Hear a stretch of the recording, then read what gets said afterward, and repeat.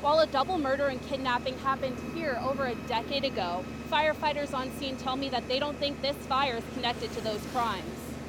Police are still investigating what happened in this house behind me here in Manchester after neighbors reportedly heard several gunshots and panicked this afternoon. Manchester police had guns drawn before taking away 2 people in handcuffs. Investigators are on scene once again today in Plainville trying to figure out why this plane went down yesterday morning. Pilot Donald Ekberg of Burlington died on impact.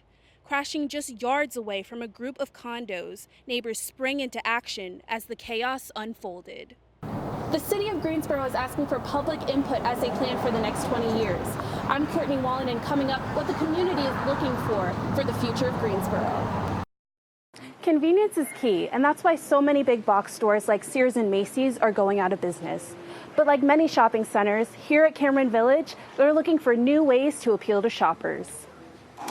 Search, click, delivered. Shopping is that simple when you do it online. And that's a big problem for the big box stores. Digital marketing strategist Melissa Ilardi says it's a question of demographics. Obviously, younger audiences are shopping more online, and then we're seeing still kind of the older demographic in store, what they're comfortable with. While online shopping has been a growing problem for brick and mortar stores, one-click buying just doesn't match up to in-store shopping. Online shoppers make fewer impulse buys. And then there's the question of big-ticket items. As we're standing in front of a jeweler here next to us, you would not consider buying something like that online without putting that on your finger and testing that. Brian Asbill, corporate marketing director of Crabtree Valley Mall, argues malls still have a place in today's digital world. While it is very convenient to shop at home, there's also still that area of apparel and other things where you want to see it and feel it and touch it. I love what I call iBuying. You know, I walk, I look. If I like it, I get it. If I don't, just keep right on going. Shopping centers are not just for shopping anymore. For example, Crabtree Valley Mall already has ideas for the Sears that closed. According to Asbill, the space could house a theater, hotel, office space, or residential units in the future. As for the rest of the mall, everybody's getting smarter about how to align that online presence with that brick and mortar store. More shoppers are using what Asbill calls multi-channel integration. Someone comes in the store and they're looking for a particular product, and they're able to go online and to go ahead and to make that sale while someone's in the store, and then it's shipped directly to their home. So you get kind of the convenience of both worlds. And that collaboration benefits both digital and traditional stores, which many retailers call a win-win. It seems malls are rising to the challenge and fighting to stay. Back to you, Madison. Courtney Wallen, live in Raleigh. Thank you. All eyes are on these young soccer players being rescued from a cave in Thailand. Professional divers have taught the boys how to dive through the narrow caverns. Today, 8 boys are out safely, while 4 boys and their coach still await rescue. Everybody's waiting, because we know one Navy SEAL already died. So we know how dangerous it is. If my kids were under there, it would be whatever it takes to get them out.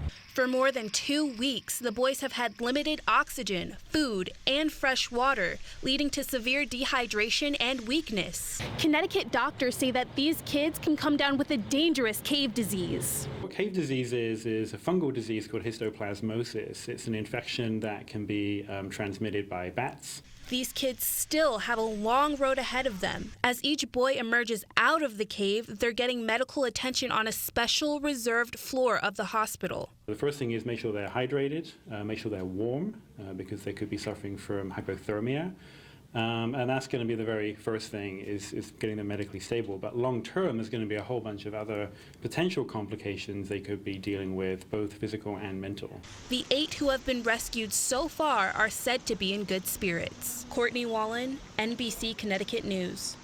It's 3 o'clock on the dot once again, and the school day has ended. If parents are still at work, where do their kids go, and how do they get there? Here at the Salvation Army Boys and Girls Club of High Point, we focus on youth services. So we do after-school care, which does homework help. We feed them a solid meal, and then we do character development classes that's in keeping with the Boys and Girls Clubs of America. The Salvation Army has 3 new school buses that carry 30 kids each. and they worked hard to get them for the Boys and Girls Club of High Point. These buses will get the students from school to the Boys and Girls Club for the program. It took an entire community to make this happen. Initially, it started with a grant with the Community Foundation, which we were blessed to get. Their seating company stepped up and donated the seats, and didn't just donate lap belts, but they gave us harnesses, so our kids are extremely safe now. Kids will come here every day after school, sometimes as late as 7 p.m., waiting for parents to pick them up. But the important thing is that we're also in line with the Salvation Army's Center of Hope. So all of our children that are going through our women and family shelter get to come here and have this consistency of an after-school program so their parents can do what they need to do to get back on their feet.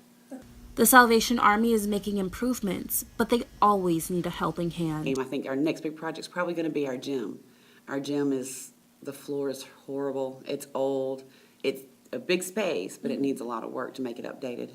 They say a picture is worth 1,000 words, but one student's school pictures almost left his mother speechless. The mother says she found this photo of her 5-year-old son in his backpack. Andrew says he was thinking of, quote, being crazy when he posed for the picture.